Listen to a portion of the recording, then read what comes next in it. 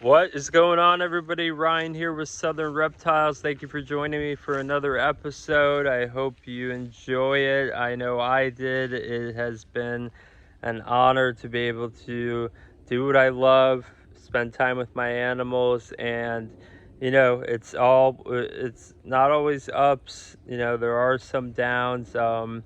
Things happen, and I did have to take a tortoise to the vet.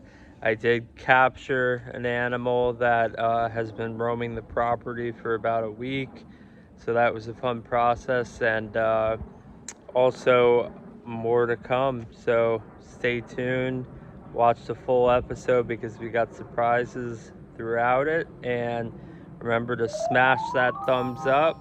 That's what drives the algorithm and basically brings people to my channel. It makes it more suggested to others who are watching similar channels. So by doing that, it helped me, and I greatly appreciate that. Enjoy the episode. Heading back, the chickens are ready. I'm gonna let them out in a minute, let them free range walk around. Cherry heads are out and about, soaking up the sun. It was a little chilly last night. Oh, there's one of my males mounting a female. That's the oldest one. That one was 25, was found by a friend of mine 25 years ago in Hollywood, and it was full grown 25 years ago. Now it's actually about 27 years ago, and it was full grown 27 years ago. So I estimate it's probably about 50 years old. Still breeds, still is fertile, doing great. Anyway, on to my next subject.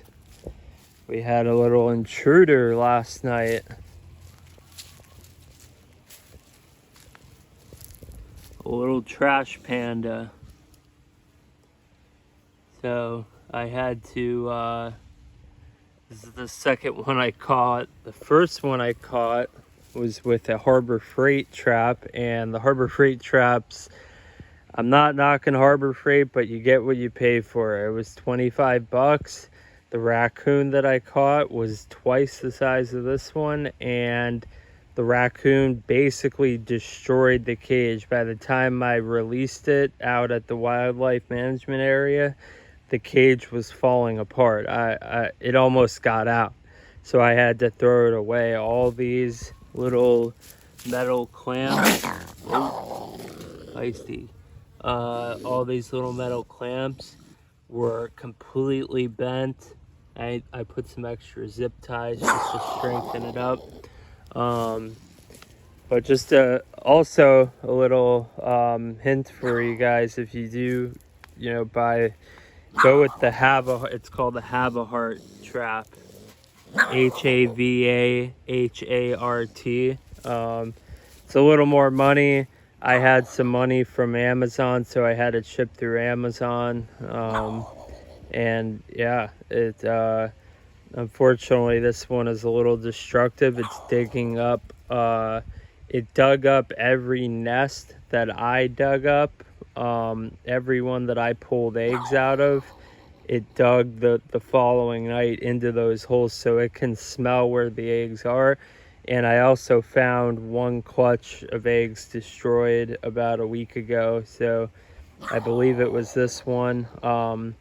The other big fat one was just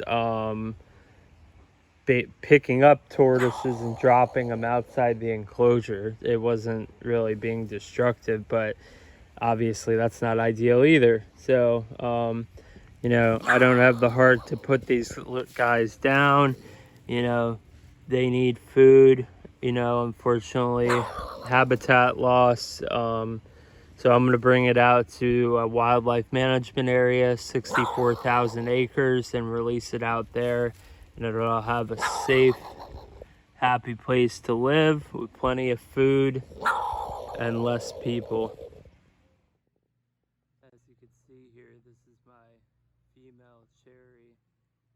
And of course, I'm making her camera shy because I'm talking, but she's chowing on some cuddle bone right now, which is really, cuddle bone is key whether it's for an egg-laying female or not, but generally when egg-laying females are gravid, that's a very big sign when they're eating a lot of cuddle bone. They're getting that calcium into their system because they need to build up those eggshells inside their system. So that's one of the clues I generally look for when a female is gravid. And I know more than likely she is gravid because she has laid clutches for me 3 years in a row, and she just laid a clutch about 2 weeks ago. I'm actually going to be offering, in the next few weeks, I'm going to be offering a multi-pack of Missouri Tortoise Diet, Cuddle Bone, and Cactus pads all in one pack for a reasonable price. So look out for that soon.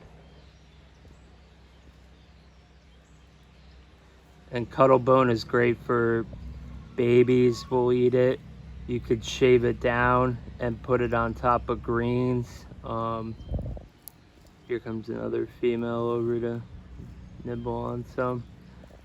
And yeah, you can put the the Cuddle Bone on greens. It's just a great natural source of calcium. All right, it's raccoon moving time. So as you see here, I zip tied the cage to the fence. The reason being, these raccoons, literally, they're so good with their hands and feet that if I didn't zip tie this cage to the fence, it could pull itself over this fence and into my neighbor's yard.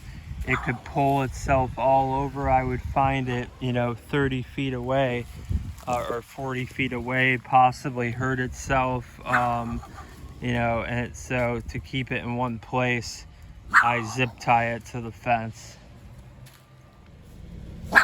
Okay, so I'm releasing this little guy or girl, and it's got 64,000 acres of land to run around and not be in my yard digging up tortoise eggs.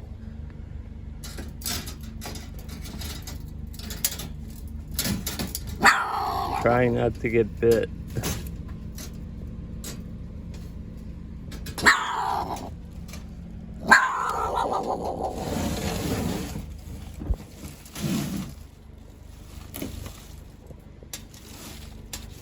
Run, future. There we go. And he's gone. All right, successful capture and release. Plenty of land out here to live and thrive.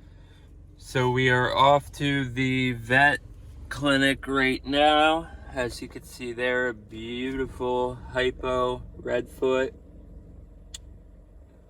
One of the nicest ones of my small batch. I have a smaller batch and then a large batch of hypos, and I'm just a little concerned.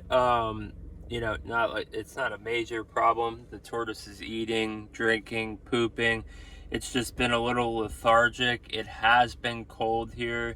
I've been giving heat, but sometimes the cold can still bring on a respiratory infection if it had one kind of lingering prior, so taking this beauty in, see what's going on to my buddy Dr. Gillen. Dr. Gillen is the best vet in my opinion, and I drive about 30 minutes to go see him. I'm also taking some samples in. These are random samples on some new tortoises that just came in, just to get them tested, see if anything's going on with those tortoises. But Dr. Gillen is the man. He's honest, and he gets the job done at an affordable price. So off PJ Boulevard, so that's where I'm heading now. Okay, so we just did an oral swab on her. She's looking good. Her eyes are open. She's alert, active. Dr. Gillen suggested we're gonna do some fluids to get her hydrated. We know she's been eating. She ate yesterday and pooped yesterday, but he's gonna do a little hydration with some other things mixed in that will help perk him or her up a little bit. So that will be happening shortly. All right, here's Dr. Gillen's doing the injection. He's going to just offer a little explanation better than I can. So what we're doing, basically, we're just giving some fluid therapy here.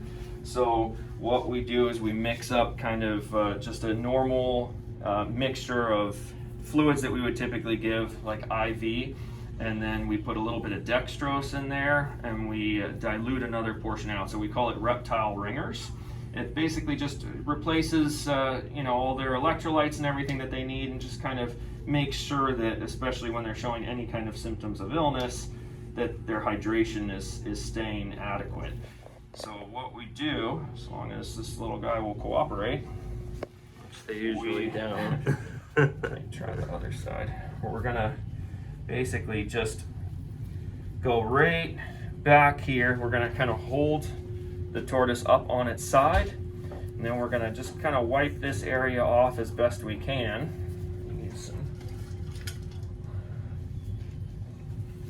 And just kind of clean it up a little bit,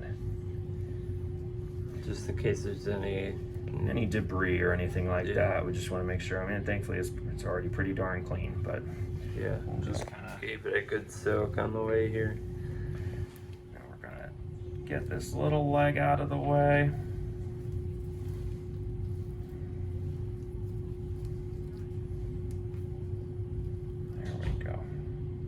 There we go. There we go. And then what we do, we hold them on their side. That way you're kind of using gravity to pull everything away from the shell. So I'm not going to take the needle and go right straight down in. Yep. I'm just barely going to go through into the coelomic cavity. So I'm just going to kind of put the needle at an angle right up along here. And we're going to kind of tuck in under there, and right when it's through, then I'm just going to slowly push all the fluid in there. And then that will be absorbed through the coelomic cavity. Perfect.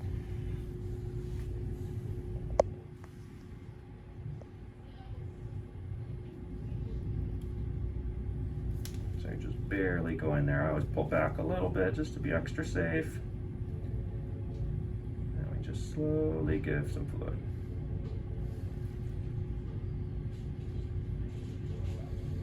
All right. Dr. Gillen is the best. If you ever need any help and you're in the Palm Beach County area, do not be afraid to give him a call at the PGA Animal Clinic off PGA Boulevard. Simple enough. And there they all go.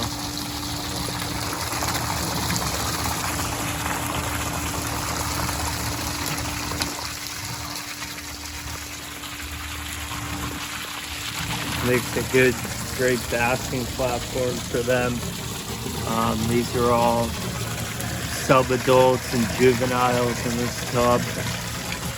I have a couple goldfish and a koi in here as well. It's a 300-gallon tub, but it's only filled up not even halfway. The water's probably 7 inches deep. They have plants to cling on to. I purposely have this water outflow pointing down. That way it doesn't, if I pointed it that way, it would kind of create a whirlpool effect, which would not be ideal for them because they're not the greatest swimmers. So that's the reason for that. And they're thriving in this tub.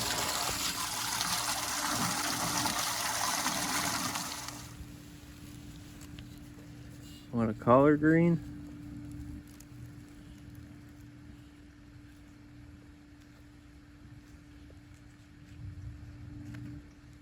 There you go, you got it. This female right here is 15 inches. She's a big girl. She came from a friend of mine, Randall Curtis. Great guy.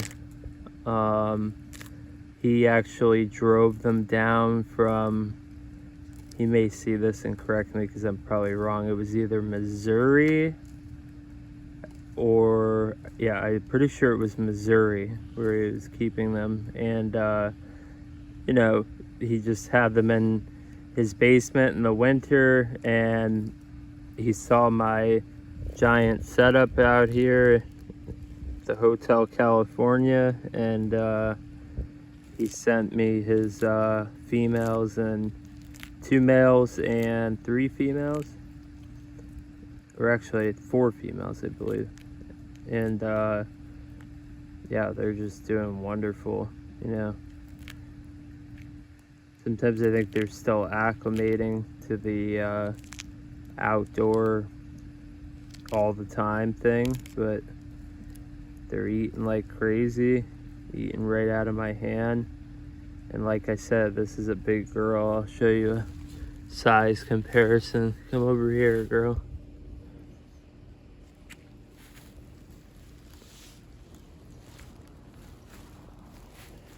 So my foot at the back of her shell is an 11.5-inch shoe.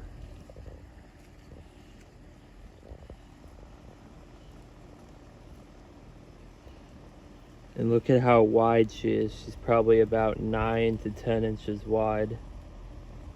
She's a big, big girl. And actually there's another one I think that's even bigger than her. So I was lucky enough when me and Fred found a bunch of hybrid alligator common snappers to get a few, and this is the biggest of them all, about 8.5, maybe 9 inches. It's been eating tilapia and Mayan cichlids that I've been catching out of the pond. Been eating them live, and I've been chopping them up and throwing them in and eating them like that as well, and it seems to be doing pretty good. This little homemade filter that Fred made gets the job done. Plan on adding a little bit more plants for some cover, and I gotta add a little bit more water as well. I just wanted to make sure it wasn't leaking and that these stands were supporting it that my friend Brian gave to me. Those are actually guardrail bracket. They come off the guardrails you see on the side of the road, so they can hold a lot of weight, more weight than cinder blocks.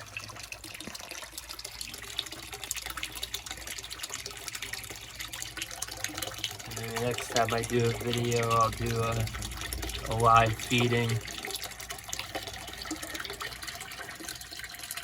show you.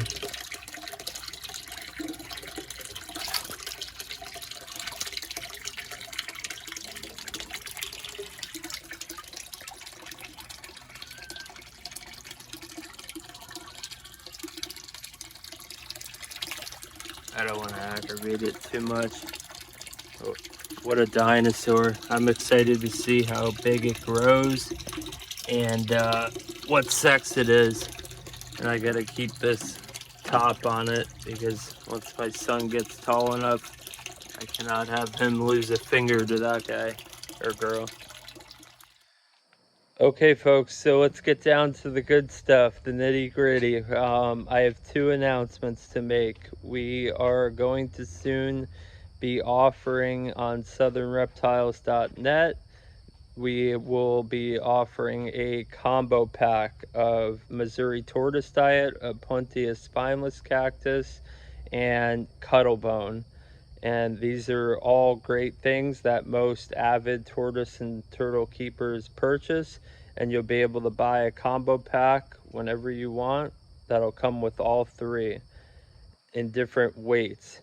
The next announcement is we have been speaking of the turtle and tortoise giveaway. The last one we did was an Eastern Hermits hatchling, and we raised over $600 for the Turtle Survival Alliance, a non-profit organization.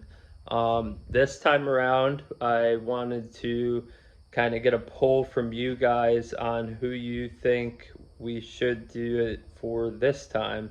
It would be a $5 donation, and as I mentioned in previous videos, it'll be 3 different species to pick from. I narrowed it down to the cherry head, which would be, it won't be a hatchling, it'll be bigger than a hatchling, a leopard tortoise, and a Chinese box turtle. So you won't win all 3, but you'll be able to pick, the winner will be able to pick which one they want. Um, and I wanted you guys to please leave comments in the comment section on organizations. They must be a non-for-profit organization to legally do this, for them to accept the money and take money from you guys. It has to be a non-profit. As much as I would love to give money to, there's plenty of people that take in injured animals, turtles and tortoises, but they're not legally non-profits, and we just can't do it that way, donating them the money with reasons of legality reasons. So um, leave a comment below, an organization you know of that's a non-profit that you believe you think deserves the money that will be raised from those 3 species. So I hope you guys will participate. I think you will. The tortoises and box turtle are beautiful. I'm going to show them in upcoming video, and I hope you guys join in the effort. The money is going to be going towards a good cause. I don't take any money, zero profit from it. So it's just strictly a giveaway to raise money. So let me know what you think. Have a good night. I hope you guys enjoyed the video.